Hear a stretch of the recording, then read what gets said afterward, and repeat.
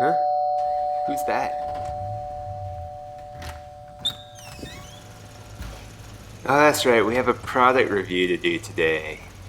Let's see what it is. Nope, not that. It's my 2012 Nissan Leaf. No, I don't know how it's gonna be, but I'm ready for anything I do. We've had this bad boy for almost 9 years. It's got a beautiful blue ocean trim with fewer than 20 dents and scratches. And most notably, it is an all-electric vehicle. What's up, fam? Welcome to my first ever product review video.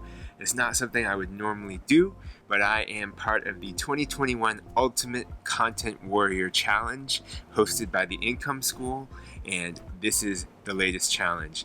I'm going to be making this product review video in just one day. So I'm just experimenting. Hopefully it's fun or informative, or maybe both. But the most important thing is that I finished it today. So this is the higher end SL trim. It comes standard with a lot of the bells and whistles like GPS navigation, heated steering wheel, heated seats, quick charger, which we'll get to later. As you can see, cloth interior and a space on the floor for your kids to leave their shoes. So it is a small hatchback design and it fits 5 normal sized adults very snugly. But if you have 2 car seats in the back, then one of those adults needs to be much smaller than average. The Leaf has 4 shift positions. You've got park, you've got reverse, neutral, and then drive. And drive also has an eco mode to save electricity. The charging ports are at the front of the vehicle. On the right side, you've got the connector for a level 1 and level 2 charging, and then on the left was the port for DC fast charge. So at home we use level 1, plug it into the right side, and then you can see the charging indicator blinking. Now on a battery with full capacity, like you see here, you get 12 bars, but our battery is less than half capacity, so we only have 6 bars. Now on a full capacity battery, charging with level 1 would usually take us about 12 or 13 hours to go from empty to full. At level 2, it did take about 4 to 8 hours depending on the charger, and then with the DC fast charging, it would take 30 minutes to get from 0 to around 80%. And you usually don't want to charge more than 80% using fast charge.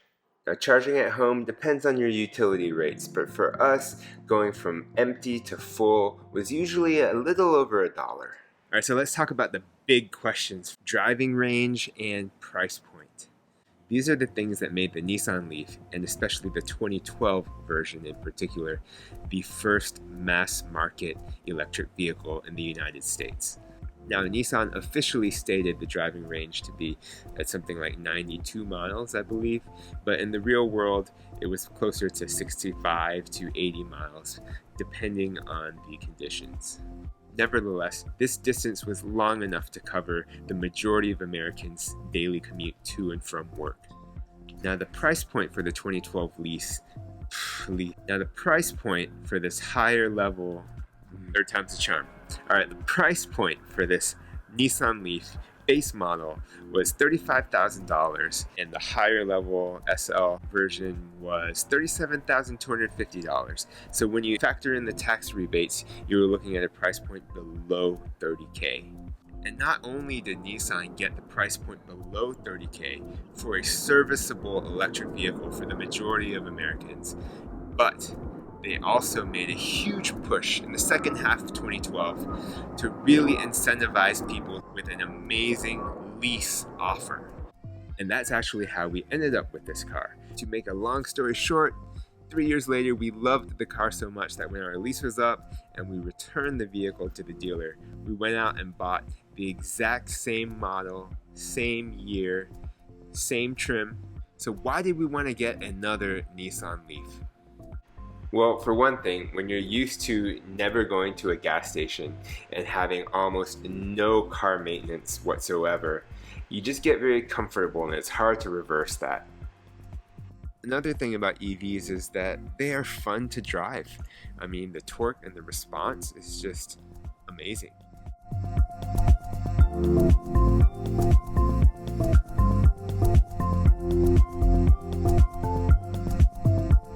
The way the car handles, the way it responds is just game-changing. And there's this phenomenon among electric vehicle drivers that once you drive one, you just can't go back. It's really that addictive. If you haven't already, go do yourself a favor and test drive one. Tesla is probably the best. Which brings me to whether or not I would recommend this car.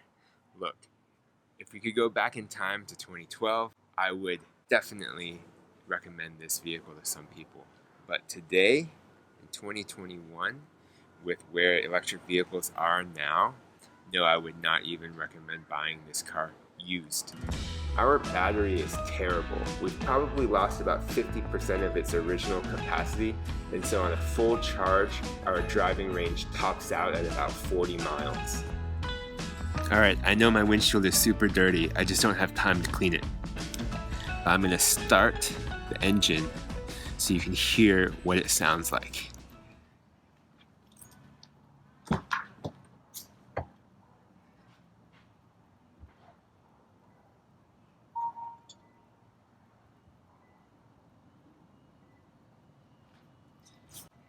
Did you hear that?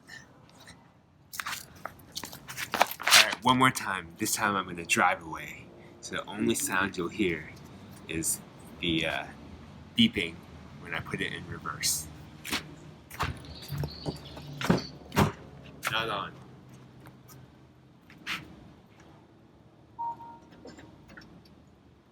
On.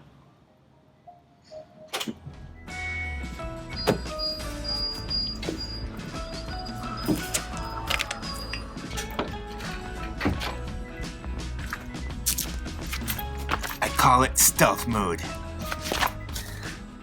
And in conclusion, our 2012 Nissan Leaf is pretty much just an expensive toy car. Now it's useful for us still, but I imagine that's not the case for the majority of people.